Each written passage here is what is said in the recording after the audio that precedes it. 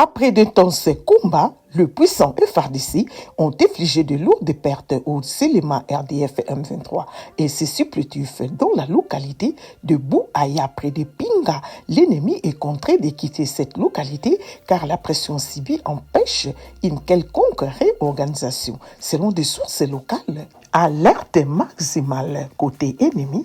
Plusieurs généraux du M23 et du RDF ont été dépêchés en urgence à Bukavu pour tenter de suivre de très loin l'évolution catastrophique de la situation à Minembwe. Mais rien ne fait malgré des renforts matériels observés du côté de l'Emera. Aucune progression significative n'a été enregistrée par les forces rwandaises et les alliés rebelles. Les forces armées de la RDC et FARDC soutenues par le VA Wazalendo restent solidement en position de force.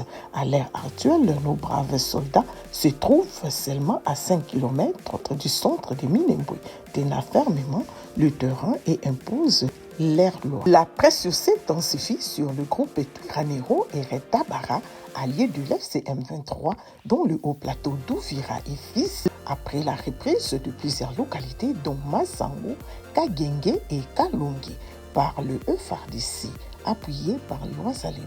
Ce groupe rebelle retrouve désormais pris en étau sur deux fronts, Minembwe au sud et Bichombo au nord. Réunis ce vendredi à la Cité de l'Union africaine, le Conseil des ministres a tenu sa 78e session ordinaire sous la direction du président Félix-Antoine Tshisekedi Tshilombo. Sécurité, crise humanitaire et sanitaire, partenariat stratégique RDC-USA et pacte de responsabilité dans l'administration publique ont été au centre de leurs échanges.